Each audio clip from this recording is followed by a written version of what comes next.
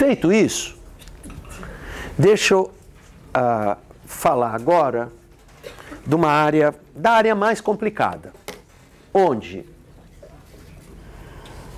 esses problemas que eu coloquei aqui ficam muito mais agudos, porque quem entrou na área do euro abdicou de uma boa parte da política macroeconômica. O que é a política macroeconômica moderna? O câmbio flutua, tá? O Banco Central trabalha com juros, tá? E você tem uma política fiscal, tá? Com tributação e gastos do governo. Okay? Então, quem entrou na área do euro, então, isso vale especificamente para a área do euro. Na área do euro, para cada país individual, não existe política cambial. A Europa é um caso sui generis no mundo, tá? Porque 19 países usam como moeda uma moeda que não é deles. É da Europa, mas não é de ninguém, tá? Ela é de todas, essa moeda. Isso dificulta qualquer ajuste que já é complicado. Então, a Grécia poderia estar numa situação muito mais tranquila, tá? Se ela tivesse a sua moeda e pudesse depreciar a sua moeda para transformar o produto grego mais barato, mas não pode, tá? A moeda chama-se euro, tá? 2. Não tem política monetária. Como a moeda é única, tá? Então isso também não existe. Tá? Como a moeda é única, tem um banco central chamado europeu, para todos. Tá? Portanto, ninguém individualmente pode usar a política monetária para estimular a economia. Então, quem entrou no euro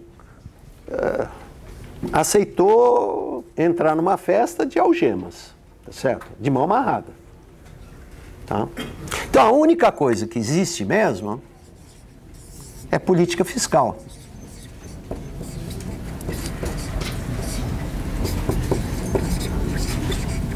O Mundell, em 1960, já chamava a atenção o seguinte: se você fizer uma área monetária ótima, tá?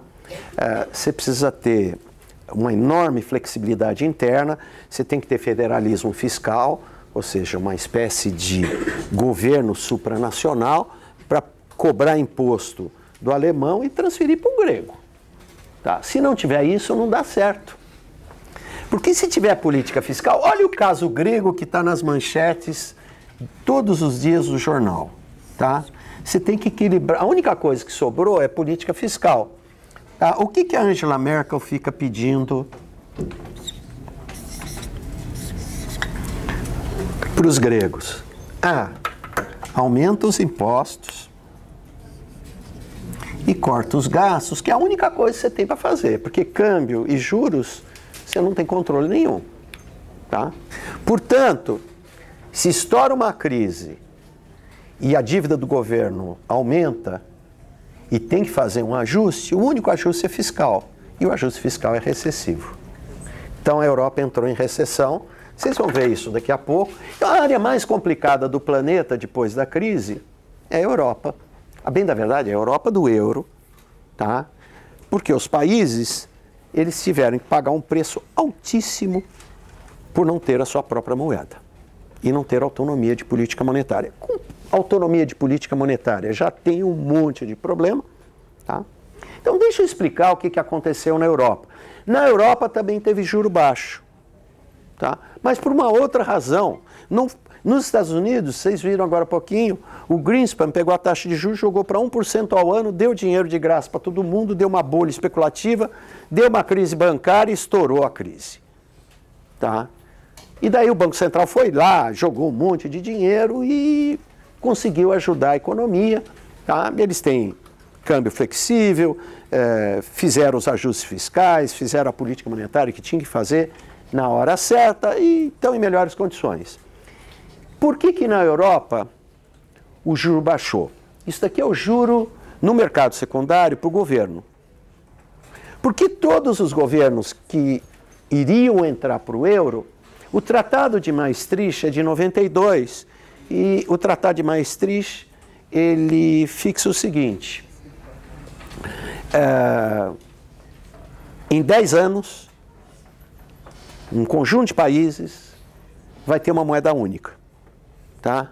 Portanto, eu vou pegar só 2 casos bem extremos. A Grécia, esse azul aqui embaixo, é a Alemanha, o governo vai emitir passivo, vai emitir dívida na mesma moeda, em euro. Ora, e como tem um Banco Central Europeu por trás, dando liquidez, dando garantia, é a mesma coisa. Conclusão. A criação da moeda única criou juro muito baixo na Europa. Tá? Conclusão. Juro baixo é farra. Tá? Você vai ter bolhas especulativas, os governos vão se endividar, porque o dinheiro está baratinho, só que em 2008 chega a crise. Quando tem crise, a receita cai, a despesa aumenta. Na área do euro, 20 milhões de pessoas perderam o emprego. Tá? Portanto, isso tem um impacto dramático no orçamento público. Ok? O mercado começou a dizer o seguinte, ó, a Grécia não é a Alemanha. Portanto, se quiser dinheiro emprestado, o juro é mais alto. Quando o juro bate em 7%, o governo não consegue mais se financiar no mercado. Então aí vem a Troika para salvar Inglaterra, Irlanda, Portugal. Esses 3 quebraram. Para não quebrar, tá, veio um pacote de 250 bilhões de dólares, tá, para ajudar esses países, mas a condicionalidade era fazer o ajuste fiscal para ter superávit primário. Ou seja, a Europa fez aquilo que a gente está tentando fazer agora no Brasil, tá certo? Na recessão, a gente está fazendo ajuste fiscal, portanto, mais recessão. E no caso brasileiro, pior ainda, porque o Banco Central ainda está aumentando os juros, tá? Bom, o ajuste acabou dando certo, tá? O Banco Central, a partir de 2012, deu garantia no mercado secundário que compraria qualquer título. Tá? Vocês podem ver, a curva de juros está caindo na Europa, e vocês vão ver no próximo gráfico, à exceção da Grécia, porque na Grécia teve uma eleição e um partido radical de esquerda ganhou eleição com uma plataforma de que não iria fazer o ajuste fiscal. Tá? E eles têm, hoje é dia 22, né? Eles têm exatamente 8 dias para chegar num acordo, tá? Até o dia 30. Tá? Então a grande pergunta é o seguinte, vai fazer ou não vai fazer? Tá? Isso daqui. Tá? Se não fizer, a Grécia está saindo, tá? Colocando um pé fora da área do euro, e as consequências a gente não sabe direito qual vai ser. Mas que muito boa não deve ser, é coisa ruim que está vindo por aí. E o mais adequado, o mais racional, seria chegar num acordo. Tá? Ok? Então, isso que eu acabei de falar, vocês vão ver no próximo slide. Tá? O Banco Central Europeu, muito tardiamente, está tentando fazer agora derrubada da taxa de juros para ver se estimula crédito, para ver se aumenta o preço de ações, para ver se deprecia o euro. Tá? Então, eu peguei alguns países... Né? E vocês podem ver, o dado está bem, está até agora, né? É o último dado disponível no Banco Central Europeu, que era abril, quando eu preparei esse material. Né? Você tem taxas de juros muito baixas hoje, à exceção da Grécia, que ela está em perigo de default. Agora, vamos dar uma olhada nos países que se complicaram. Quem se complicou foi o sul da Europa. Né? Os 3 que eu comentei, mais Itália e Espanha. Tá? Como não dá para mexer nos juros, não dá para mexer no câmbio, a única forma de fazer ajuste é com recessão. Tá? Tá aqui, ó. Então, o que eu fiz? Eu peguei exatamente o seguinte, eu peguei os 5 países que se enrolaram depois da crise e coloquei junto à Alemanha. Tá? E coloquei o PIB no ano da crise igual em 2008. Então, vocês podem ver o seguinte, bom, a Alemanha sofreu com a crise, ela entrou também numa recessão, tá? Saiu relativamente fácil e pegando a projeção para o ano que vem, esse número aqui é 108, o PIB total da Alemanha vai estar 8% no ano que vem acima de 2008. Tá? Se vocês olharem todos os outros países, à exceção da Irlanda, tá? Ninguém vai estar no ano que vem com o nível de produção de 2008. Portanto, o desemprego vai ser muito alto. Ou seja, a Europa se colocou numa situação muito rígida para enfrentar turbulências. E turbulência é uma coisa que existe no mundo. Tá? E o custo social é extremamente elevado. Olha o custo mais dramático. Esse ano, o PIB da Grécia é 75% do que foi em 2008. Ou seja, a economia grega, para fazer ajuste, encolheu 1/4. Portanto, a taxa de desemprego vai para o céu. Tá certo? Isso vai disparar a taxa de desemprego. A taxa de desemprego na Europa já era alta. Todos os outros países tiveram que fazer ajuste. E por aqui vocês têm um trailer do que pode acontecer no Brasil. Tá? Nós estamos fazendo, na recessão, uma coisa muito parecida que a Europa fez depois da crise. Tá? E vai perder uma década. Tá? Aqui o desemprego. Tá?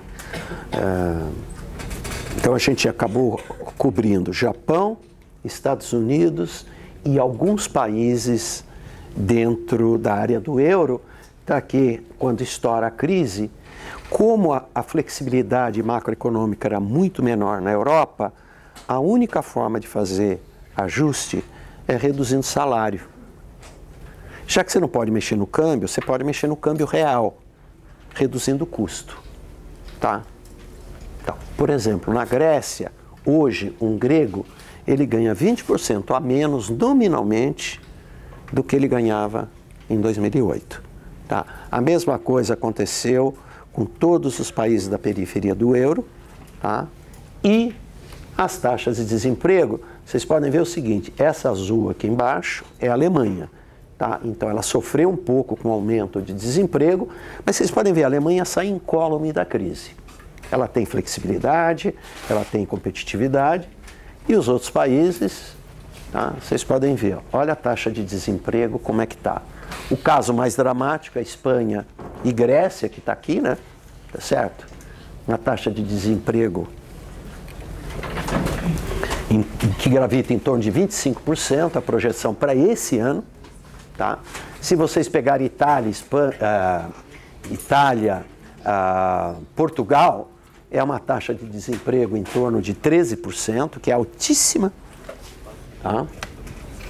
E a que está dando o melhor desempenho, mas ainda vai continuar alta esse ano, é a Irlanda, com 10%. Tá? Então, a Europa fez ajuste. Tá? Como? Desempregando 20 milhões de pessoas. Tá? Aí você faz o ajuste com um custo social infinito. Tá? Ok? Não conseguiram, até hoje, reverter a bolha especulativa no mercado imobiliário. Eu peguei os dois países dentro do euro que tiveram as maiores bolhas especulativas, que foram Irlanda e Espanha. Tá? E peguei um país que não faz parte do euro. Portanto, tinha mais flexibilidade política monetária, fiscal e cambial, fizeram uma política parecida com os Estados Unidos e estão indo bem. Então, o Reino Unido, tá, ele está numa situação melhor porque tinha um pouco mais de munição para enfrentar as turbulências. Tá? Ok?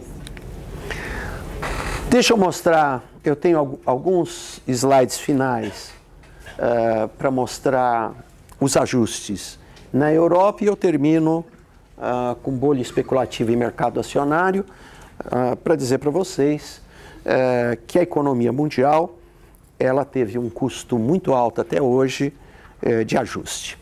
E o maior custo está dentro da Europa. Tá? Vejam, aqui é 2008, o ano que está estourando a crise. Vai aparecer em dois slides. Aqui aparece balanço de pagamento, no próximo é fiscal.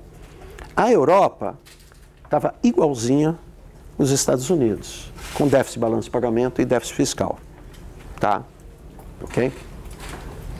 Só que, para os países europeus, individualmente, não tem câmbio. Então, como é que você pode melhorar o balanço de pagamentos? Com recessão você consegue.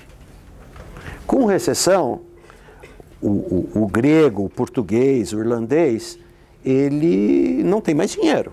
Portanto, ele não importa mais. Também ele não tem dinheiro para comprar. Então sobra alguma coisa para exportar. O salário cai. Portanto, a competitividade aumenta por aquilo que é chamado depreciação interna da moeda. Não externa, você não pode mexer no câmbio. O câmbio entre a Alemanha e a Grécia é 1. É a mesma moeda, o câmbio é 1. Tá certo? Mas eles fizeram um ajuste. Com um custo social infinito. Tá certo? Tanto é que a Grécia já pegou um partido radical para ver se arruma um modelo alternativo. A Espanha está indo para o mesmo caminho. Tá? O ajuste fiscal, ele está sendo feito. Tá? Foi uma imposição da Troika, né? Depois da crise, aumenta muito o déficit, aumenta a dívida, tá?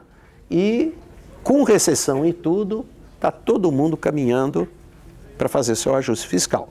Se a Grécia continuar no euro, aliás, seria uma irracionalidade isso aí, ela vai ter superávit nas suas contas fiscais no ano que vem. Tá? Bom, conclusão. Se a gente pegar, eu não vou pegar muitos, mas se a gente pegar alguns países desenvolvidos no mundo, depois da crise, 7 anos depois da crise, no último dia de 2014, e perguntar o seguinte, como é que está o governo? A resposta está muito endividado. Tá? Com o aumento dos déficits e seu financiamento via dívida, tá? O que eu fiz aqui foi o seguinte, eu peguei alguns países na área do euro e peguei do outro lado do Atlântico, os Estados Unidos. Como é que está a dívida média dos governos? A dívida média é 100%. Eu não coloquei aqui uma linha, mas os países ricos estão com uma dívida média de 100% e vai na direção daquilo que eu comentei no comecinho da aula. Ó, não tem mais fôlego para fazer uma política fiscal muito agressiva, porque o governo já está com uma dívida muito grande. O juro está em 0. Tá? Portanto, tem que rezar para não ter uma outra crise aí, porque a macroeconomia não tem um instrumental adequado para enfrentar uma nova crise. Tá? E, para fechar a minha apresentação, deixa eu mostrar para vocês outra coisa que o governo não controla. Preço de ações, não tem política macroeconômica para tentar evitar o aparecimento de bolhas especulativas em mercado acionário. Eu peguei os dados da Federação Mundial de Bolsa de Valores. Eles têm dados desde 1990. Eu peguei até o último dado disponível. Do valor de mercado de todas as companhias abertas, o que essa federação faz? Ela pega o movimento no mercado secundário de ações em todas as bolsas do mundo, converte para dólar americano, tá? E multiplica pelo número de ações no mercado secundário. Então você tem o valor de mercado das companhias abertas no mundo. Tá? E vocês podem ver que vira e mexe, tem uma disparada no preço das ações e depois uma queda. Tá? E não tem política macroeconômica capaz de evitar uma trajetória que não tenha bolhas. E isso traz uma mudança na riqueza do setor privado gigantesca. Tá? O setor privado fica mais rico ou fica mais pobre, dependendo do preço das ações. Tá? Porque não aqui no Brasil, mas em países desenvolvidos, eles têm bolsas de valores muito desenvolvidas, onde uma parcela importante da poupança, da população e da capacidade de financiamento das empresas vem por mercado acionário. Tá? Só para vocês terem uma ideia, gente, nesse período aqui, que foi um período muito bom da economia mundial, quem ficou na Bolsa de Valores, o valor de mercado das companhias pulou de 23 para 63 trilhões. Quem ficou na Bolsa no mundo nesse período ganhou 40 trilhões de dólares e na sequência perdeu 30, ficou mais pobre. Então, quem está fazendo a sua aposentadoria por um fundo de pensão nos Estados Unidos, na Europa e no Japão, vai ter uma aposentadoria maior, uma aposentadoria menor.